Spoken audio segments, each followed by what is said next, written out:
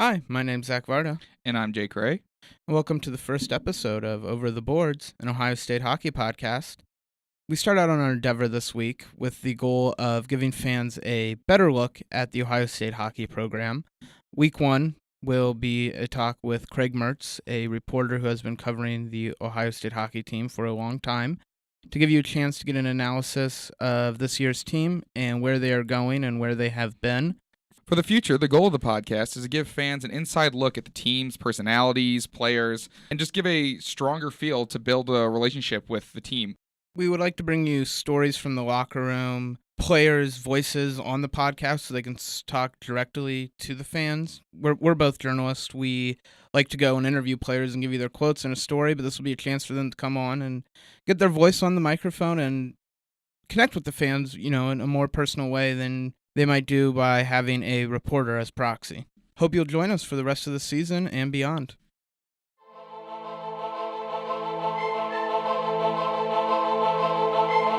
So today on the podcast, we have Craig Merz, who covers Ohio State hockey, has been doing so for a while. And Craig, I guess my first question for you is, this is not the season people are expecting the Buckeyes to have. They are really lighting it up. I guess just what do you see as maybe a few key points as to why they've been able to have such a successful season? Well, I think you have to start in goal with Sean Romeo. I mean, you graduate 3 goaltenders last year, so you don't know what you've got. But, fortunately, Sean Romeo is a transfer in. He was with the team last year. That's very important. He couldn't play in the games because of ineligibility with being transferred in. But he practiced with the team. He knows the players. Number one, I think that's the key reason. Number two, the penalty kill has been great early on in the year. And if you have that going for you, you can win a lot of games even when you're not scoring goals. So going off of Sean Romeo, I guess how does someone that was around you touched on it lightly, being around the program, because you need continuity in front of net. He needs to be able to work with defensemen. Was that something you think you already had being here for a year and something that just kind of grew naturally? Yeah, he's around the team. You want to know who's going to block the shots for you, when they're going to block the shots, who's going to go around the net, who's a good puck handler among the defensemen. He can handle the puck pretty well, but sometimes you want to leave it for the defenseman and rim it around the boards and all. He knows that already coming into the season because he practiced with the team. Obviously, he wasn't getting a lot of reps. I mean, it's like Ohio State football. If you're the number 4 quarterback, you're not getting reps with the first team. You're not taking the hikes very often. But, he was around the team last year. I think that helped him immensely. And also get acclimated to the school. He's coming to a new school, coming from Maine, get used to the campus, get used to teammates. And I think that was just a tremendous help to have him ready. And he was already a proven goaltender. His freshman year at Maine, very good goaltender. I don't know what happened after that. He fell off the map with Maine, transferred out, but he had proven in the past that he was a good goaltender. So moving up the ice, Tanner Laczynski has had just a phenomenal sophomore season. I'm wondering if you see any comparisons to, they lose Tanner Fritz last year, who's now, gets the call-up just this week, or been going up and down.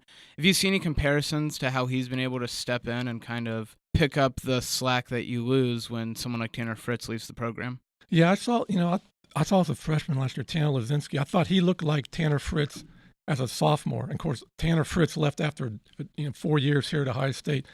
Tanner Laczynski is not going to be here for 4 years. I really don't believe that. I think my uneducated guess is he'll stay and play next year maybe, come back for a junior year, then be ready to move on to the pros. Again, that's just my thinking on his part, but he's really stepped up this year. You have to remember, he's their leading scorer, and he didn't score the first 4 games of the year, and then he just took off after that. I had the chance and the privilege to talk with Ron Hextall, the GM of the Philadelphia Flyers, last season, about a year ago this time, about Tanner. They really like him. And at the time, they said, number one thing, he's got to improve his skating. And that's what Tanner's been working on. He's got to have a little more speed, a little bit quicker. His hands are very good. He can score around the net.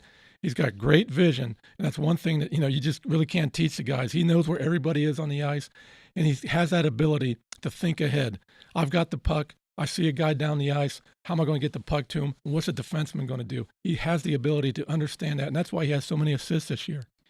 We have all these names that people are stepping up. They're really our star players this year. But who do you think has given Ohio State that edge from the bench, or an unknown name that someone really wouldn't know that is really helping contribute to the team to bring this season into fruition? I'm glad you asked, because I'm ready for this. Freddie Girard and Christian Lampasso. Neither one of them had scored much for him, had done much offensively. They were fourth-line players for Ohio State in the past because they didn't need him as much. When you had a guy like Nick Schilke or David Just, Those guys have put up 40, 50 points a year. Mason Yaps had some great seasons for the Buckeyes, but you look at Freddie's got 7 goals this year. I don't know if anybody really expected that, and he's not done yet. I mean, he scored some big goals for the team. Christian has 6 goals this year for him. Again, nobody's really expecting that out of him, but both of the guys have stepped up. I mean, Freddie's been playing on the number 1 line with Tanner, so that shows you how much he's developed over the year, and that's what you want to see in your program. That's good coaching. You have to give the coaching staff a lot of credit. You got guys that come in that may be under the radar a little bit, not highly rated, not highly scouted, highly starred, and now after 3 or 4 years of developing into very good hockey players. So Freddie Girard and Christian Lampasso are the 2 guys I think that to get unexpected help from. So you talked about coaching, being able to get those, players in the background to step up. I'm wondering what you see as Coach Rolick's stamp on this year's team, like where he's made the biggest difference, where you can point to it and say that's coaching, that's why this is successful. Well, I'm going to go a little off the chart here a little bit. I think his biggest stamp, his biggest improvement is in hiring Steve Miller and bringing in J.P. Bittner as assistant coaches. You talk to the players every week when you talk to them, and they ask why they're playing so well defensively. Why is their penalty kill number 1 in the nation? They attribute it to Coach Steve Miller, the associate head coach Steve Miller, who's got a winning record everywhere he goes. He's won, I believe, now 3 NCAA championships, a gold medal at the World Juniors last year as an assistant coach. He came in and really stressed the defensive side of play. High State, we knew in the past few years, could win 7-6 all the time, 6-5. They need to win the 2-1 games, and they're doing that this year.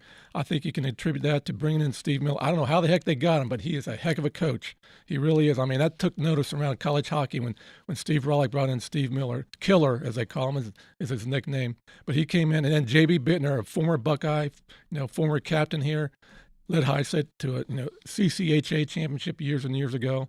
He's coming. He relates very well to the players. A guy who's young enough to can relate to the players, but still has that experience as a head coach elsewhere. He's also a conduit to the coaching staff. So, the stamp to your question, Steve Rollick, it's bringing in those 2 coaches. Ohio State's having a great season. They're still second in the Big Ten, though, behind Notre Dame. Do you think it's possible for us to catch them? I know that we're a significant amount of points behind, but right now, do you see a pathway to get there? Well, I look at it this way. They're the top Big Ten team in the conference. Notre Dame's not a real Big Ten team. They're the auxiliary. So High State's got the best record among the Big Ten teams. So I think there may be a trophy at the end of the year for the Buckeyes and take out Notre Dame out of that. But seriously, they're not going to catch Notre Dame this year. I mean, off to that start, they won their first 15 games in the conference, whatever it was, ridiculous number.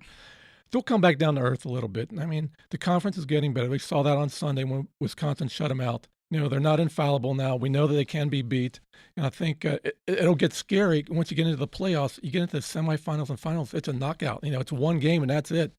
And I really think, let me be Mr. Cliche, okay, on any given semifinal or championship day, anybody can win. If it gets down to 1 game, who knows can win. If Notre Dame's in a 3-game series, you probably would take the Irish. But once it gets to the semifinal, and they will be in the semifinal because they're going to win the regular season and get that bye into the semifinal. But once you get in the semifinal and final, who knows what can happen.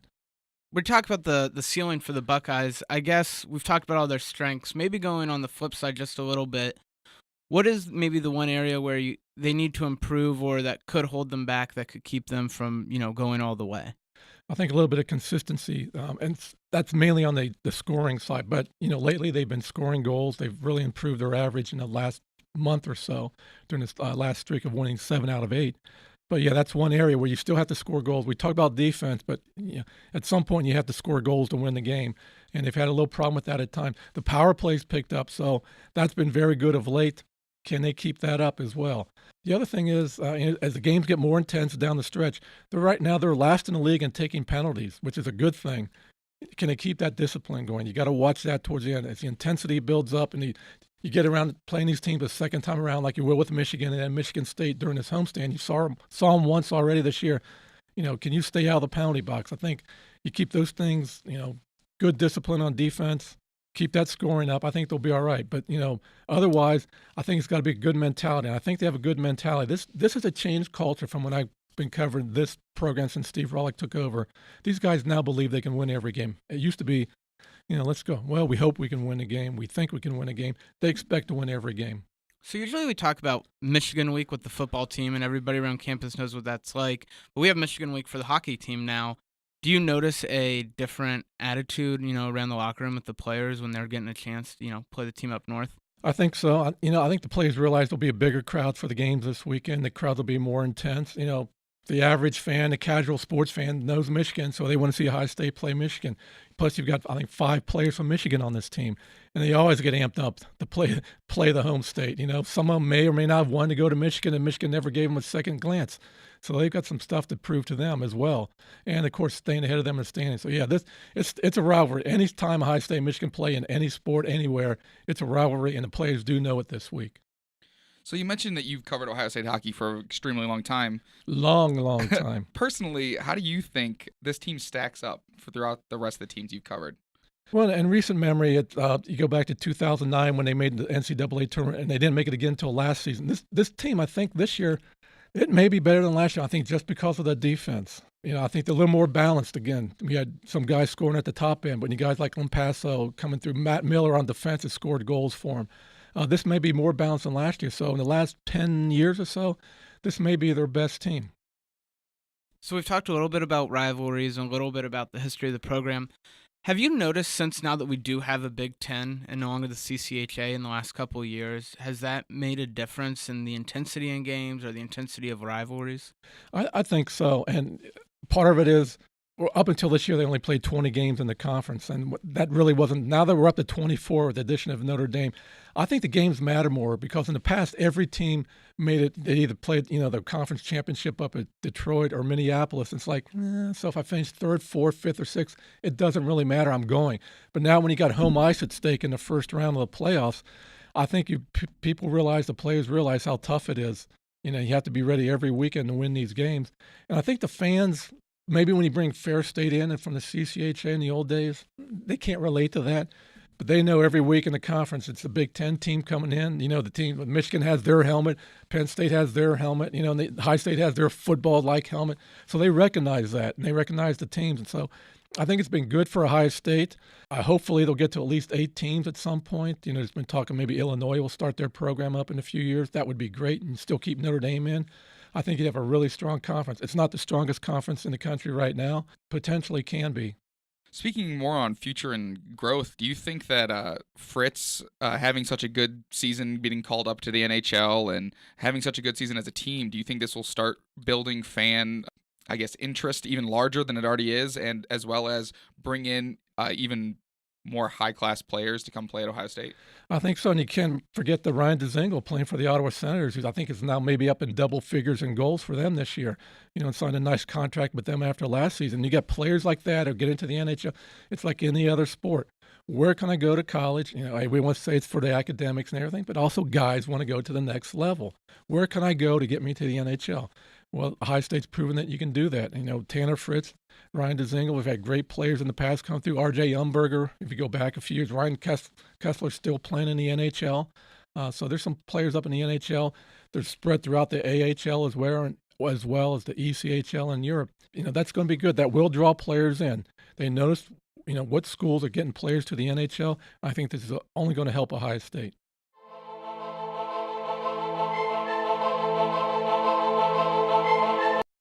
Thanks for joining us this week on Over the Boards. Go Bucks.